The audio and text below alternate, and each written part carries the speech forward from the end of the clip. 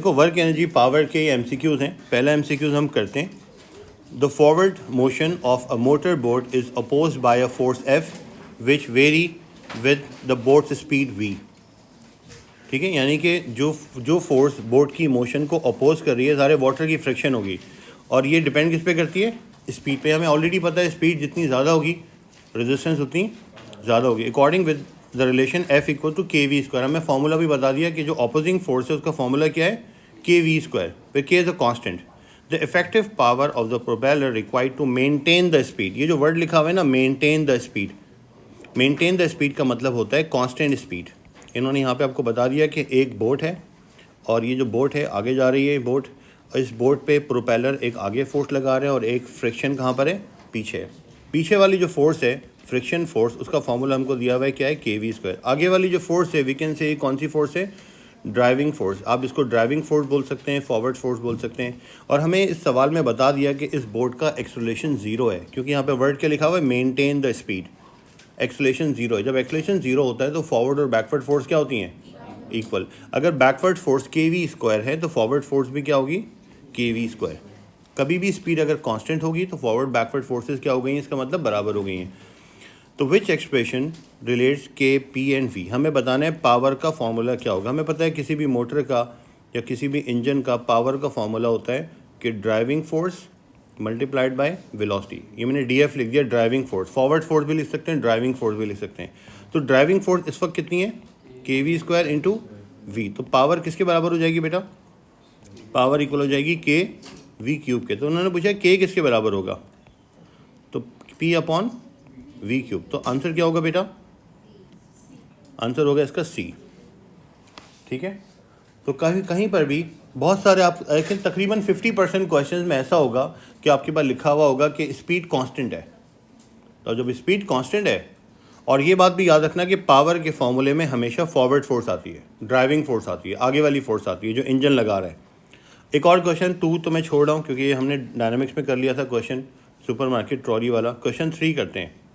A force of 1000 Newton is needed to lift the hook of a crane at a steady velocity. आपको पता है crane जो lift करती है wait को, कंटेनर्स को ऊपर उठाती है। तो एक हमारे पास लिफ्ट है, उस लिफ्ट का जो हुक है ना, उस हुक को उठाने के लिए कितनी फोर्स लगानी पड़ती है? 1000 न्यूटन। इसका मतलब इस हुक का वेट कितना है? 1000 न्यूटन। खाली हो गया, अभी लोड नहीं लटकाया इसमें। अब आपसे कह रहे हैं the crane is then use to lift the mass of 1000 kg। इसके साथ हमने लोड कितना लगा दिया है? 1000 kg का मतलब कितना वेट होगा इसका? 10,000 तकरीबन। मैं जी की वैल्यू को 10 ले रहा हूँ इस क्वेश्चन में।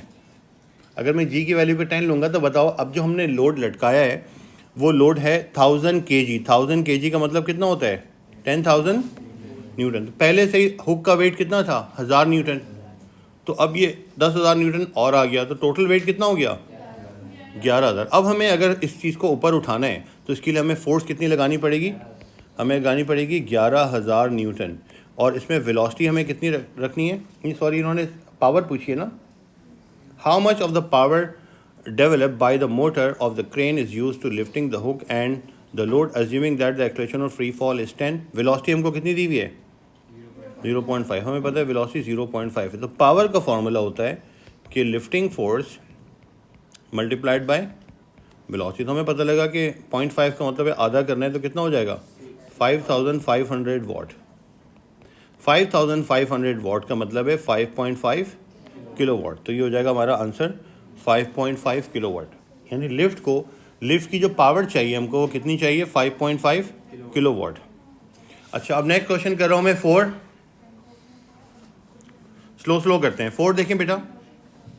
अ rain drop of mass m is falling vertically through the air with a steady speed.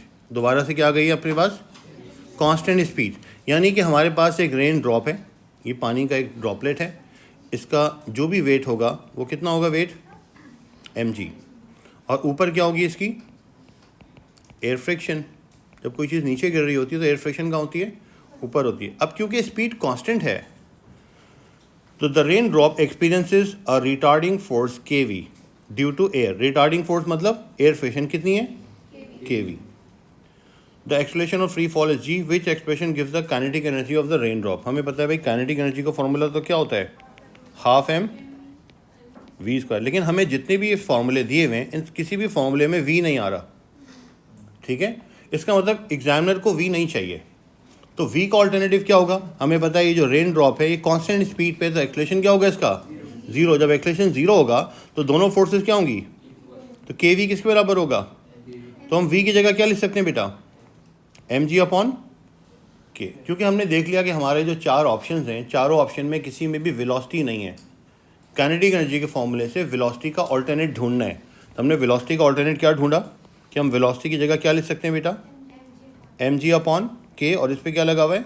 Square. तो इसको थोड़ा सिंप्लीफाई करते हैं तो हो जाएगा हाफ एम एम स्क्वायर जी स्क्वायर अपॉन के स्क्वायर। तो क्या बन जाएगा बेटा? ये एम की पावर 3 जी की पावर 2 अपॉन 2 के की पावर 2। तो क्या आंसर होगा बेटा? डी आंसर होगा। बस सवाल सिंपल सा था, काइनेटिक एनर्जी निकालनी थी। सबको पता है kinetic energy half m v square होता है, लेकिन चारों ऑप्शन में वी नहीं दिख रहा मैं। तो हमने सोचा भाई वी का ऑल्टरनेट क्या निकालें। तो हमने देखा हमें जो इन्फॉर्मेशन गिवन है इस इन्फॉर्मेशन के हिसाब से रेन ड्रॉप पे एक एयर फ्रिक्शन है के वी और एक वेट है एम जी, और दोनों हैं बराबर। क्योंकि हमें दिया हुआ है इसकी स्पीड क्या है? कांस्टेंट स्पीड है, स्टेडी स्पीड है। तो इससे हमें पता लग गया कि जब कांस्टेंट स्पीड होती है तो अपवर्ड और डाउनवर्ड फोर्सेस बराबर होती हैं। उससे हमने पता कर लिया वी की जगह हम क्या सब्स्टिट्यूट कर सकते हैं, और वो वी की वैल्यू उठा के हमने काइनेटिक एनर्जी के फॉर्मूले में डाल दी। ठीक है बेटा। अब नेक्स्ट करते हैं ये सवाल कि the diagram shows a lift in which the elevator mass is partly counter balanced bye a heavy weight. Motor का काम होता है लोड को ऊपर उठाना, और मोटर ने ऐसे घूमना है क्योंकि लोड ने कहाँ जाना है? ऊपर जाना है। अब मोटर का जो ये पहिया है, जो व्हील है, इसको घूमने में मुश्किल हो रही थी, तो इसको घूमने के सपोर्ट के लिए हमने क्या लगा दिया? एक काउंटर वेट जो इसको क्या कर रहा होगा? हेल्प कर रहा होगा। अगर ये नहीं लगाता, अगर ये नहीं होता तो लिफ्ट को इसको ऊपर उठाने के लिए कितनी फुट लगानी पड़ती? जितना इसका वेट है। लेकिन अभी आपको मैंने बताया था लास्ट क्लास में भी कि जब भी कोई लिफ्ट का व्हील घूमता है तो क्योंकि इसमें काउंटर वेट भी लगा हुआ है तो हम हमेशा क्या लेते हैं? लिफ्ट की पावर कितनी लेते हैं? हम देखते हैं कि दोनों का डिफरेंस इन वेट कितना है, डिफरेंस इन वेट, और उसको फिर मल्टीप्लाई किससे कर देते हैं? वेलोसिटी से। तो हमें पता लग जाता है कि कितनी पावर चाहिए। अब एक का जो वेट है वो है m1g और एक का जो वेट है वो कितना है? m2g। तो इसलिए हम यहाँ पे क्या लिखेंगे? m1g minus m2g into velocity. इसमें से कॉमन क्या आ रहा है बेटा? g कॉमन आ रहा है ना, m तो कॉमन नहीं आएगा ना, g कॉमन आ रहा है इंटू। तो ये ऑप्शन बन सकता है। ये ऑप्शन कहाँ लिखा हुआ है? डी में। यानी कि अगर देखो वैल्यूज़ गिवन होती ना, अगर ये लिखा होता है कि ये वाला वेट है 50 न्यूटन और ये वाला वेट है 20 न्यूटन, तो बताओ लिफ्ट को कितनी फोर्स लगानी पड़ती? लिफ्ट को कितनी फोर्स लगानी पड़ती? 30 न्यूटन। अगर ये नहीं होता तो फिर लिफ्ट को कितनी फोर्स लगानी पड़ती? 50 न्यूटन। तो मुश्किल हो जाती ना, इसलिए हम ये वेट लगाते हैं दूसरा वाला ताकि लिफ्ट को सपोर्ट मिल जाए। और अगर इसकी वेलोसिटी तुमको गिवन होती कि भाई वेलोसिटी है 3 मीटर पर सेकेंड, फिर आपसे पावर पूछी होती तो फिर आप क्या लिखते? दोनों के वेट का डिफरेंस 50 माइनस 20, और वेलोसिटी कितनी है बेटा? 3। तो आंसर क्या आता? अगर नंबर्स गिवन होते तो आंसर क्या आता कि लिफ्ट की पावर हमको कितनी चाहिए? बस इसमें फ़र्क ये कि इसमें हमें वैल्यू गिवन नहीं है, सिर्फ m1g और m2g गिवन है। तो हमने देखा कि लिफ्ट का पहिया जब घूमता है तो वो उसको उतनी फोर्स लगानी पड़ती है जितना दोनों का वेट का डिफरेंस है। ठीक है। और वेट का डिफरेंस और मल्टीप्लाई कर देते हैं वेलोसिटी से, क्योंकि फोर्स इनटू वेलोसिटी फार्मूला होता है पावर का। ऐसे सवाल आगे भी है, बल्कि हमने लास्ट क्लास में भी किया था इस तरह का सवाल जिसमें दो वो लगे हुए थे। मैं आपको दिखा देता हूँ, कहीं ना कहीं तो होगा। ये कहाँ किया था हमने? ये किया था ना, एक ये सवाल हमने जो क्लास में किया था वो तो ये वाला था।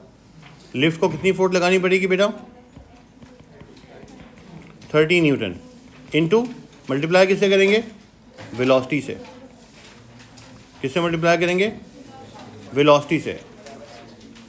अब वेलोसिटी के लिए हमें बजाय इसकी कि सीधी सीधी वेलोसिटी दे देते, इन्होंने क्या दिया हुआ है हमें? सर्कमफेरेंस कितना दिया हुआ है? 0.5। यानी जब ये एक दफ़ा घूमेगा तो ये रस्सी कितना ऊपर जाएगी? 0.5 मीटर। तो ये कितनी मरतबा घूमता है? 20 रेवोल्यूशंस पर सेकेंड। तो हमें पता है कि जो वेलोसिटी होती है वो हम सर्कमफेरेंस को मल्टीप्लाई कर सकते हैं नंबर ऑफ रोटेशन से। तो हमें पता लगेगा कितना मूव करेगा ये? 10 मीटर्स पर सेकेंड। तो हमें इससे पता लगा कि इस मोटर को कितनी पावर चाहिए बेटा? 300 वाट। तो 300 वाट इसका राइट आंसर है, ठीक है। तो कभी भी जब दोनों तरफ वेट होते हैं तो लिफ्ट को फोर्स लगानी पड़ती है दोनों का डिफरेंस इन वेट और मल्टीप्लाइड बाय वेलोसिटी। वेलोसिटी जो होती है वही होती है कि 1 सेकंड में कितना ऊपर जाएगा। तो इन्होंने बताया कि जब ये इसका सर्कमफेरेंस जो है व्हील का वो 0.5 है, यानी ये व्हील जब एक दफ़ा घूमेगा तो कितना डिस्टेंस ट्रैवल करेगा 0.5। तो ये घूम कितनी मरतबा रहा है 20 मरतबा 1 सेकंड में। तो इन दोनों को जब मल्टीप्लाई करते हैं सर्कमफेरेंस को, जब भी आप रोटेशन से मल्टीप्लाई करोगे आपको स्पीड पता लग जाएगी कि रस्सी कितनी स्पीड से ऊपर जा रही है, लोड कितनी स्पीड से ऊपर जा रहा है, उससे मल्टीप्लाई कर दिया हमने। पिछला सवाल भी इसी तरह का था जो मैंने यहाँ पे कि एक तरफ फोर्स कितनी है 100, एक तरफ फोर्स कितनी है 20। तो इस मोटर व्हील को घूमने के लिए कितनी फोर्स लगानी पड़ेगी 80। और इसकी वेलोसिटी कितनी है, वेलोसिटी के लिए अगेन हमें सर्कमफेरेंस कितना दिया हुआ है इसका 0.3, और ये कितनी मरतबा घूमता है। तो 0.3 को मल्टीप्लाई करेंगे 50 से तो हमें पता लगेगा इसकी वेलोसिटी कितनी है 15 मीटर पर सेकेंड। तो 15 मीटर पर सेकेंड वेलोसिटी, तो पावर कितनी आ जाएगी 1200 वाट। 1200 वाट का मतलब होगा 1.2 किलो वाट, ठीक है। तो आंसर होगा इसका बी। ये मैं एक जैसे सवाल उठा लिया मैंने ताकि आपका एक कॉन्सेप्ट बिल्ड हो जाए कि इस तरह के क्वेश्चंस को हम कैसे हैंडल करते हैं। मोटर व्हील की अगर पावर निकालनी है तो डिफरेंस इन वेट को मल्टीप्लाई करते हैं वेलोसिटी से, या तो वेलोसिटी सीधी सीधी गिवन हो या वेलोसिटी का दूसरा हल इन्होंने ये निकाला सवाल को थोड़ा मुश्किल बनाने के लिए कि उन्होंने बता दिया व्हील जो है उसका सर्कमफेरेंस कितना है और ये व्हील कितनी मरतबा घूम रहा है, दोनों को मल्टीप्लाई करोगे वेलोसिटी आ जाएगी। अच्छा जी, मैं वापस जा रहा हूँ, मैं कहाँ पे था।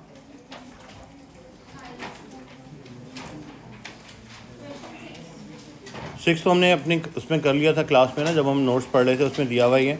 मैं आपको करवाता हूँ question number 7। The kinetic energy of a vehicle of mass 1000 kg is 4.5 into 10 की पावर 5 जूल्स। यानी एक व्हीकल है जिसका मास है 1000 kg और इसकी काइनेटिक एनर्जी है 4.5 lakh joule. It is stop by applying a constant braking force of 6000 newton. इस गाड़ी को रोकने के लिए जो हमने ब्रेक लगाया है, फ्रिक्शन लगाई है, ब्रेकिंग फोर्स कितनी है बेटा बैकवर्ड 6000 न्यूटन। इस गाड़ी के पास काइनेटिक एनर्जी कितनी थी 4.5 लाख जूल, इतनी काइनेटिक एनर्जी थी। गाड़ी का मास कितना है 1000 kg, ठीक है। तो what is the stopping distance, stopping distance कितना होगा। अच्छा देखो बेटा, एक बात याद रखना हमेशा कि जब भी हम गाड़ी पे ब्रेक लगाते हैं, आप सबको पता है कि गाड़ी पे ब्रेक और एक्सीलेटर एक ही पाँव पे होता है ना। तो एक्सीलेटर से पाँव हटाओगे तो ब्रेक पे लगाओगे ना। एक्सीलेटर से पाँव हटा लिया इसका मतलब हमने ड्राइविंग फोर्स अपनी ख़त्म कर दी। इस वक्त गाड़ी की ड्राइविंग फोर्स कितनी है 0। जब भी हम ब्रेक लगाते हैं तो आगे फोर्स नहीं लगाते, ड्राइविंग फोर्स कितनी है 0, ठीक है। तो इसका मतलब ये हुआ कि हमारे पास जो भी एनर्जी थी वो सब की सब किस में चली गई, हीट में। सब की सब किस में गई है, हीट में। अगर मैं आपको अपना वो ट्री दिखाऊं जो मैंने आपको बताया कि आप हर वर्क एनर्जी पावर में अप्लाई कर सकते हैं। टोटल वर्क डन हमारा कितना है 0, क्योंकि अब हम एक्सीलेटर तो दबा नहीं रहे, हम तो ब्रेक दबा रहे हैं। और काइनेटिक एनर्जी में क्या होगा लॉस, कितना लॉस होगा काइनेटिक एनर्जी में 4.5 लाख जूल का, क्योंकि हमने गाड़ी को रोक दिया है। गाड़ी को हम क्या कर रहे हैं स्टॉप, तो सारी की सारी काइनेटिक एनर्जी का लॉस हो जाएगा। पोटेंशियल एनर्जी में चेंज नहीं है क्योंकि गाड़ी कैसे मूव कर रही है हॉरिजॉन्टली। और फिर किस में जाएगी बाकी एनर्जी सारी की सारी, हीट में। तो हीट कितनी होनी चाहिए 4.5 लाख जूल, इतनी होगी ना। अगर मैं इन तीनों को ऐड करके 0 लूँगा, देखो अब ट्री तो हर जगह हम बना सकते हैं, लेकिन आप अपना ये ट्री अब दिमाग में बनाएं। पेपर पे बार बार बनाएंगे तो टाइम भी लगेगा, लेकिन ठीक है अगर आपको लगता है बनाना ज़रूरी है तो बना लें, इसमें कोई इतना टाइम नहीं लगेगा। अभी आप वैसे सीखने वाले फेज़ में हो। तो आप क्या करोगे, जब ये और ये 0 है तो आपको पता है भी सिर्फ इन्वॉल्व क्या है कि जितना काइनेटिक एनर्जी में लॉस हुआ है सबका सब किस में गया है, हीट में गया है। और हीट का बेसिकली फॉर्मूला क्या होता है कि हमें ये पता लग गया है जो हीट होती है वो क्या होती है, फ्रिक्शन मल्टीप्लाइड बाय, हमारी हीट में कितनी गई है 4.5 लाख जूल। फ्रिक्शन हमें पता है कितनी है 6000, डिस्प्लेसमेंट पूछा है आपसे कितना होगा। तो कभी भी हीट लॉस को फ्रिक्शन से डिवाइड करोगे डिस्प्लेसमेंट आ जाएगा, या हीट लॉस को डिस्प्लेसमेंट से डिवाइड करोगे तो फ्रिक्शन आ जाएगी। ये बहुत सारे सवालों में आएगा, इस ट्रिक को सीख लेना ज़रा कि जितना आपका हीट लॉस हुआ है वो हीट लॉस बेसिकली क्या होता है, फ्रिक्शन और डिस्प्लेसमेंट का प्रोडक्ट। तो बताओ हीट लॉस को फ्रिक्शन से डिवाइड करूंगा तो डिस्प्लेसमेंट आ जाएगा, और किसी क्वेश्चन में हीट लॉस को डिस्प्लेसमेंट से डिवाइड करूंगा तो फ्रिक्शन आ जाएगी। तो बताओ क्या आंसर आएगा? 75। तो हमारा आंसर क्या आ रहा है? 75। ये गाड़ी 75 मीटर ट्रैवल करके रुक जाएगी। ठीक है, क्लियर होगी बात ये? अच्छा, ये सवाल भी हम कर चुके हैं, अब हम 9 करते हैं। बस ये बेटा ये कॉन्सेप्ट याद कर लो कि हीट लॉस जो होता है वो फ्रिक्शन मल्टीप्लाइड बाय डिस्प्लेसमेंट होता है। किसी सवाल में आपसे फ्रिक्शन गिवन होगी, डिस्प्लेसमेंट पूछा होगा, किसी सवाल में डिस्प्लेसमेंट गिवन होगा, फ्रिक्शन पूछी होगी। और ये ट्री दिमाग में रख लेना कि टोटल वर्क डन हमेशा 3 चीज़ों के बराबर होता है, और इन तीनों का सम इसके बराबर होगा। और कभी भी गाड़ी में जब आप ब्रेक लगाते हो, गाड़ी चल रही है, ब्रेक, गाड़ी स्टार्ट है, लेकिन हमने क्या लगाया हुआ है? इसका मतलब हम एक्सीलेटर नहीं दबा रहे। इसका मतलब इंजन की ड्राइविंग फोर्स इस वक्त 0 है। इसका मतलब गाड़ी का टोटल वर्क डन इस वक्त 0 है। इसका मतलब गाड़ी इस वक्त फ्यूल खर्च, जब हम ब्रेक लगाते हैं तो गाड़ी फ्यूल खर्च नहीं करती, तो हम गाड़ी को रोक रहे हैं। फ्यूल कब खर्च होता है? गाड़ी को चलाने में, जब इंजन आगे चला रहा होता है। क्योंकि बेटा ऑब्जेक्ट जब ऊपर जाता है ना तो पोटेंशियल एनर्जी गेन होती है, जब ऑब्जेक्ट नीचे जाता है तो पोटेंशियल एनर्जी लूज होती है। तो इसमें तो ऐसा कुछ भी नहीं हुआ कि गाड़ी रैंप पे ऊपर जा रही है या गाड़ी नीचे जा रही है। तो इसका मतलब गाड़ी अज्यूमिंग के कैसे जा रही है?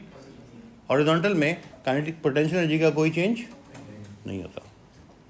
अच्छा बेटा, अब ये करते हैं question number 9। A man has a mass of 80 kg, he ties himself to one end of the rope which passes over a single fixed pulley, he pulls one on the other end of the rope to lift himself up an average speed of 50। समझ आया सवाल? इस बंदे ने क्या किया? अपने आप को खुद उठा रहा है, यानी कि उसने एक बनाई, पहले छत पे लटका दी एक पुली। इसने बोला अब मैं करता हुआ दिखाता हूँ। इधर से इसने एक रस्सी ली और अपने आप को इससे क्या कर लिया, इसने कमर से अपने आप को बांध लिया, और इस रस्सी को यहाँ से पकड़ के क्या कर रहा है, वो खींच रहा है नीचे। तो ये ऊपर जाएगा ना खुद, जैसे ये रोक करेगा तो क्या होगा, खुद ही ऊपर जाएगा। इसने ये जुगाड़ निकाली, इसने बोला यार ये करते हैं काम। हाँ यार, ये रस्सी ऊपर से आ रही है ना आपके सामने, आप इसमें हैंग हुए हो ना। अब जब आप एक रस्सी को नीचे खींचोगे तो आप खुद कहाँ जाओगे? ऊपर जाएंगे ना। अगर हम यहाँ पे नीचे फोर्स लगाएं तो ये ऊपर जाएगा ना। इसकी स्पीड उन्होंने बता दी, कितनी स्पीड है? 50 सेंटीमीटर पर सेकेंड, यानी कि कितनी स्पीड है? 0.5 मीटर। 50 सेंटीमीटर पर सेकेंड का मतलब हो गया 0.5 मीटर पर सेकेंड। ये इसकी क्या है? स्पीड है। तो इसको फोर्स कितनी लगानी है? जितना इसका वेट है। स्पीड तो कांस्टेंट है ना, इसका अपना वेट कितना है? जी की वैल्यू 10 ले लेते हैं एमसीक्यूज में। तो इसका वेट जो है वो कितना है? 800। तो बताओ इसको जो फोर्स लगानी पड़ेगी, अपने वेट जितनी लगानी पड़ेगी ना, तो इसको पावर फिर कितनी चाहिए? पावर का फॉर्मूला होता है कितनी फोर्स लगानी पड़ेगी और कितनी वेलोसिटी। फोर्स लगानी पड़ेगी 800 और वेलोसिटी कितनी है इसकी? 0.5। तो इसका मतलब इसको पावर कितनी चाहिए? 400 वाट। 400 वाट का मतलब दूसरे अल्फाज में ये होता है कि 400 जूल्स पर सेकेंड, यानी कि 0.4 किलोवाट। तो इसका मतलब आंसर ये होगा। अगर हम 9.81 यूज़ करते हैं तो 0.4 से थोड़ा कम आंसर आता है ना, 400 से थोड़ा कम आंसर आता, 390 समथिंग आता। तो 0.4 किलोवाट, यानी इसने इसकी बॉडी में जो एनर्जी है ना, उसमें से कितनी एनर्जी खर्च होती जा रही है? हर सेकंड में 400 जूल। तो इसको ज़्यादा ऊपर पहुंचने के बाद भूख लग जाएगी कि भाई मेरी एनर्जी कम हो गई है, बॉडी में जो स्टोर्ड एनर्जी थी। तो ये बंदा अपने आप को ऊपर लेके जा रहा है। अच्छा जी, एक और सवाल करवाता हूँ हमको, क्वेश्चन नंबर 10। 400 वाट आया ना बेटा? 400 वाट कितना होता है? 0.4 किलोवाट। 4000 है बेटा ये तो। ये 39,000 वाट है। ये कितना है? 390 वाट। ये कितना है? 40 वाट। तो बताओ क्या आंसर होगा? बी होगा ना। अच्छा बेटा देखो, अब question number 10। A hammer with 10 joules of kinetic energy hits a nail and pushes it 5 millimetre into a plank. यानी हमने वुडन प्लैंक में नेल इंसर्ट की है, उस नेल ने कितना डिस्टेंस ट्रैवल किया है? 5 मिलीमीटर। 5 मिलीमीटर का मतलब 0.005 मीटर। 5 मिलीमीटर इतना होता है ना, इतना डिस्प्लेसमेंट है इसका, इस नेल का। Both the hammer and the nail comes to rest after the collision, यानी दोनों की काइनेटिक एनर्जी कोलिजन से पहले भी जीरो थी, कोलिजन के बाद भी क्या हो गई, जीरो हो गई. What is the average force that act on the nail while it moves to 5 millimetre. ठीक है, तो हमने एनर्जी कितनी थी बेटा, यानी आप देखो बेटा, अगर मैं इसके अंदर भी आपको ट्री बना के दिखाऊं ना, ताकि आप हर कॉन्सेप्ट में ट्री को समझो. भैया कहाँ चला गया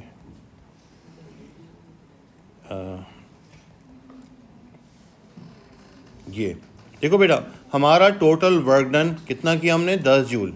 इसमें से मुझे बताओ काइनेटिक एनर्जी में कोई चेंज आया नहीं, क्योंकि पहले भी वेलोसिटी जीरो थी, बाद में भी इन्होंने बोला दोनों चीज़ें रेस्ट पे आ गई हैं. पोटेंशियल एनर्जी में कोई चेंज आया नहीं आया, क्योंकि नेल मूव कर रही है और नेल हमने हैमर से अंदर की है. तो और हीट एनर्जी, इसका मतलब सारी की सारी किस में गई है, हीट में गई है. तो ये हीट कितनी होनी चाहिए बेटा, 10. तो अब इक्वेशन बैलेंस होगी ना, इन तीनों का सम किसके बराबर होना चाहिए, इसके. तो क्वेश्चन पढ़ के ना हर जगह ट्री बनाना ज़रूरी नहीं है, आप अपने दिमाग में बना सकते हैं. यार इस क्वेश्चन में ना काइनेटिक एनर्जी इन्वॉल्व है, ना पोटेंशियल इन्वॉल्व है. इसका मतलब जितने भी हमने एनर्जी दी है, जितना हमने काम किया है, वो सब का सब किस में चला गया, हीट में. इसका मतलब हमें पता है, अभी आपको मैंने बताया कि हीट का फॉर्मूला क्या होता है, फ्रिक्शन मल्टीप्लाइड बाय डिस्प्लेसमेंट. तो हीट कितनी थी हमारे पास, 10. फ्रिक्शन हमसे पूछिए कितनी होगी, ऑपोजिंग फोर्स, और डिस्प्लेसमेंट कितना दिया हुआ है. इसका मतलब नेल जब प्लैंक के अंदर गई है तो कितनी फ्रिक्शन उसने फेस की, कितना आ रहा है, 2000. इसका मतलब आंसर क्या होगा हमारा, डी आंसर होगा. ठीक है बेटा, तो ये फर्स्ट 10 MCQs हैं.